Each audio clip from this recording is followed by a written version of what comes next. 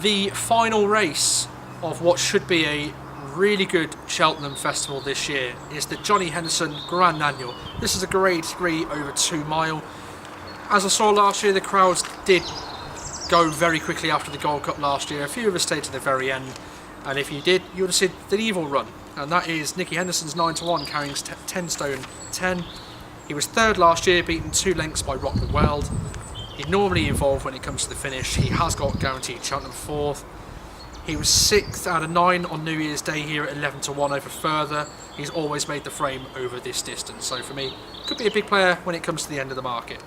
Vaniter is a horse in here for David Pike, carrying 11 stone 6. He's run 3 times here, his highest finish being 7th. So you can see that yes, he does run here, but no, he doesn't really get there. He was last out of 8 in the Ryanair. He was 7th here in October, and he was last of 5 in the Straw Chase behind the likes of Fox Norton, Cloudy Dream, Special Tiara, and Simply Ned. Hard to assess on that form alone. This could be more his race this year. At least they're not pitching him into Grade 1 company against horses that he really doesn't have much hope against. Another one in here for Willie Mullins, 10-1, already mentioned throughout, that's Patrick's Park. Whether or not he'll run here, I don't know. Whichever race he goes for, I think he'll be quite prominent. So if he does turn out here, expect that 10-1 to go very quickly, and I'd be willing to back him in this race. A couple of outsiders just to look at, and they're big players for me. The first one is Dr. Phoenix for Gordon Elliott. He's 16-1. He's carrying 11 stone 11, so he has got a lot of weight to carry around.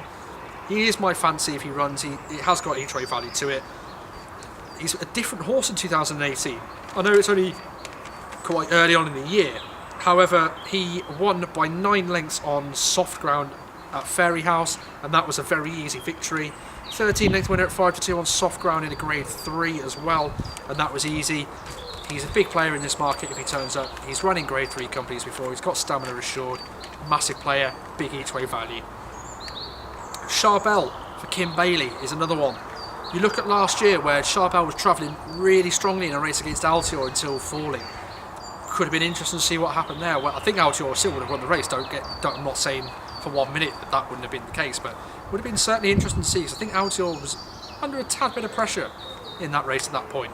He's 16-1 for this race. He's carrying 11 stone 11 again, so he has got a welter burden to carry again. Like I say, fell last year here, but did travel nicely throughout the race.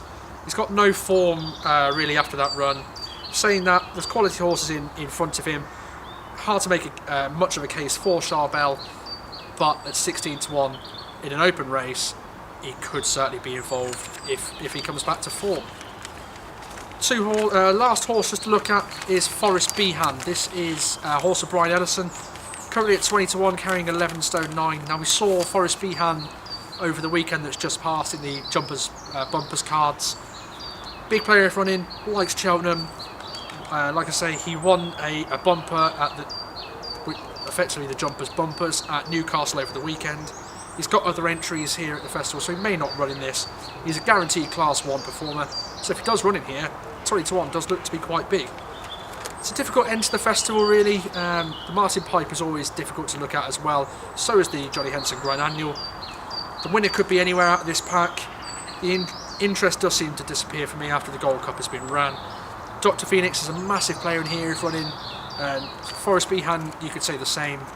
But for me, that concludes the Dirty Punters Productions look at the 2018 Cheltenham Festival. We'll come back to you next week when we have a look at the results of the Cheltenham Festival and seeing exactly how we got on ourselves. Thank you and goodbye.